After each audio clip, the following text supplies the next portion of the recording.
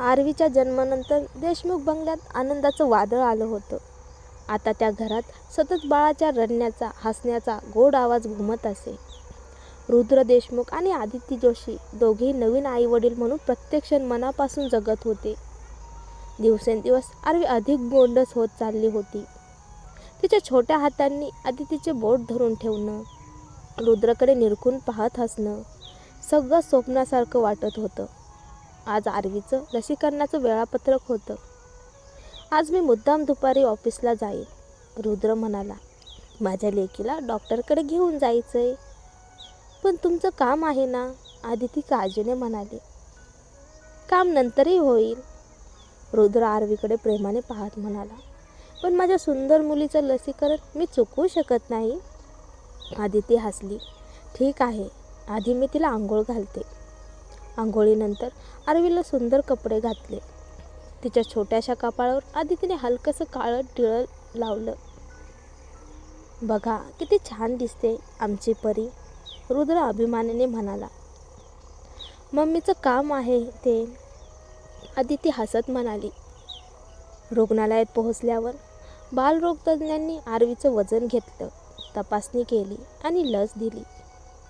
सुई टोचताच आरवी जोरात रडू लागली. डॉक्टर, काही बरोबर नाही ना, आदिती घाबरून म्हणाली. काळजी करू नका, डॉक्टर शांतपणे म्हणाले. लहान मुलं लसीकरणाला रडतातच, दूध दिलं की शांत होईल. आदितीने तिला लगेच दूध पाजलं. आरवी हळूहळू शांत झाली. घरी परतल्यावर रुद्र ऑफिससाठी निघाला.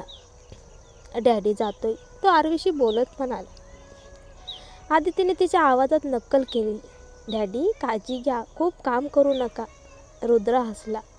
त्याने आदितीच्या कपाळावर आणि आरवीच्या गालावर प्रेमाने किस केलं. दुसरीकडे हीच बातमी टीव्ही, सोशल मीडियावर झळकत होती. रुद्र देशमुखची पहिली मुलगी आरवीचा जन्म. ही बातमी पाहून कियाराचा संताप अनावर झाला. इतकं सुख मला का नाही, तिच्या मनात विष पसरलं. तिने ठरवलं आरवीचं अपहरण. पण ती जाणून होती, सुनैनाला सांगितलं तर संशय येईल. त्यावेळी एका रेस्टॉरंटमध्ये तिने देशमुख बंगल्यातील एका घरगुती नोकराला पाहिलं. तो सावकाराकडून धमकावला जात होता. कियारा थेट पुढे गेली. काय झालं, तिने विचारलं.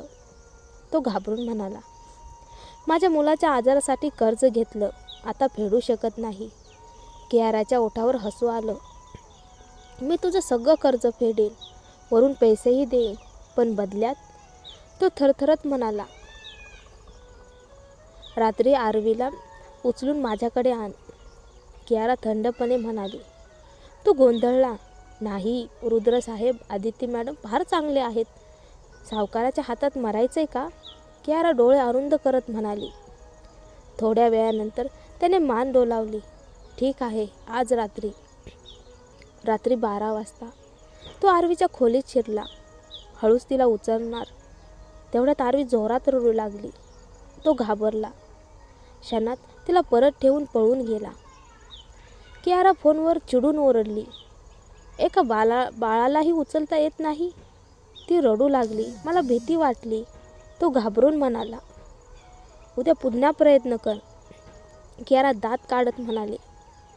पुढच्या सकाळी आया आरवीला वाळत घालत असताना तो नोकर पुन्हा डब्बा धरून उभा होता. तेवढ्यात रुद्र अचानक आला. इथे काय करतोयस, त्याचा आवाज कडक होता.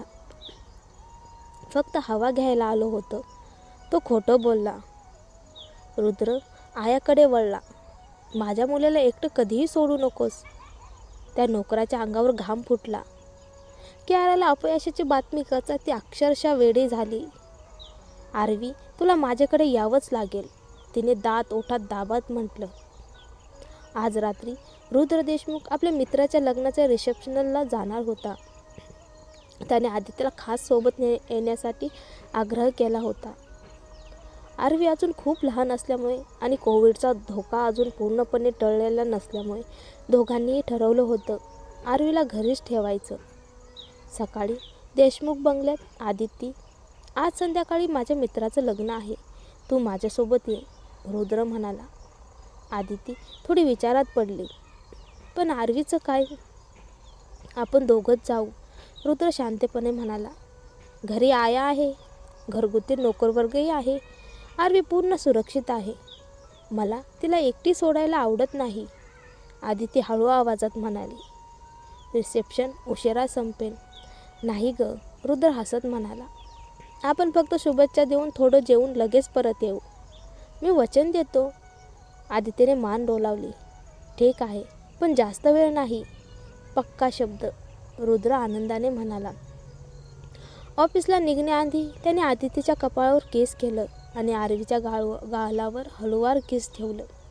संध्याकाळी आकाशात चंद्र उजळून निघाला होता.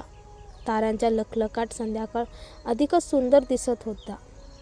रुद्र सूटमध्ये तरबेज दिसत होता, तर आदितीने घातलेला आलिशान पार्टी ड्रेस तिच्या सौंदर्याला अधिकच उठाव देत होता. रुद्र तिच्याकडे पाहतच राहिला. माझी बायको इतकी सुंदर आहे हे पाहून आज पुन्हा मला स्वतःवरच अभिमान वाटतो. आदिती लाजत हसली. तुम्ही नेहमीच माझी स्तुती करता, कारण मी योग्य स्त्री निवडली आहे, रुद्र गंभीरपणे म्हणाला. अहो, जास्त भावूक होऊ नका, उशीर होईल, आदिती म्हणाली. निघण्याआधी दोघं आरवीच्या खोलीत गेले. माझ्या बाळा, आई बाबा थोड्या वेळात परत येतील. आदितीने तिच्या कपाळावर हात फिरवला.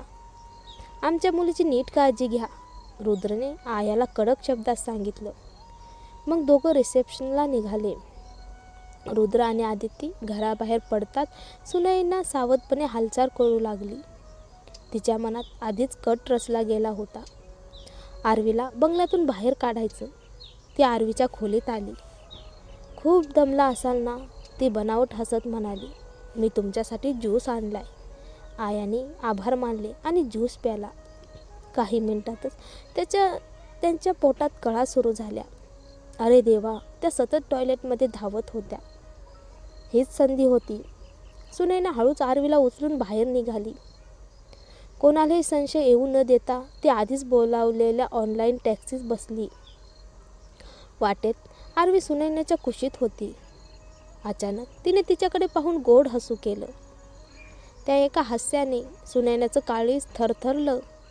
मी काय करते? तिच्या डोळ्यात पाणी आलं. क्षणातच तिने ड्रायव्हरला ओरडून सांगितलं, गाडी परत फिरवा.